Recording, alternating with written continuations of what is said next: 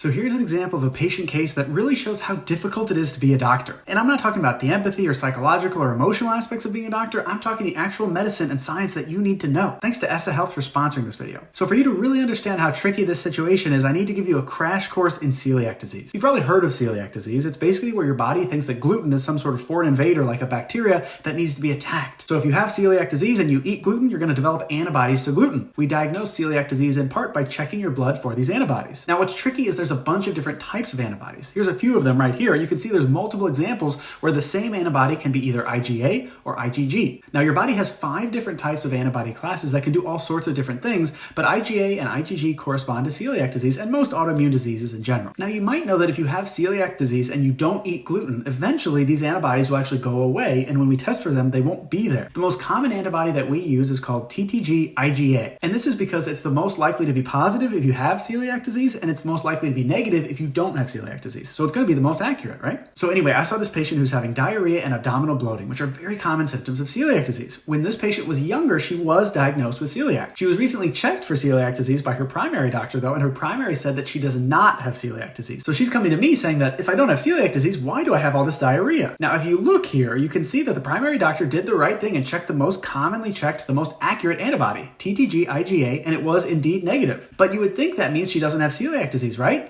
Wrong.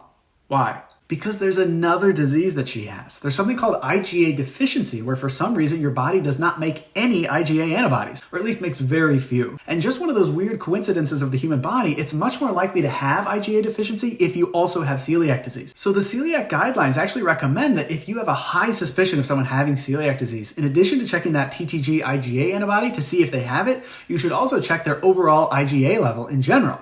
Because if you don't have any IgA antibodies, then even if you have raging celiac disease, your TTG-IgA is going to be normal, aka low, because all of your IgA is low because you don't have any IgA because you have IgA deficiency. But as you might imagine, if you checked the TTG-IgG, or any IgG antibody within that list of celiac antibodies that I mentioned, that should be high if you have celiac disease, and you're consuming gluten actively. So now going back to this lady's labs, if you look at them, like I showed you before, her TTG-IgA is normal. It's low. There are no antibodies present. But if you look here, they actually did check the IgA level because laboratories are often trying to help out doctors, and often there's a bundle where you can order both of them together. And her IgA level of just all her IgA antibodies in general in the body, it's supposed to be there, but it's 0. And lo and behold, when you look back a couple of years ago when she was previously diagnosed with celiac disease, they checked 2 different celiac antibodies. One was IgG, and if you look here, that was through the roof, and one was IgA, and that was normal. So she was diagnosed with celiac disease. Now, just to be safe, I had her get blood drawn last week, and we checked the IgG version of the antibody that was positive in the past.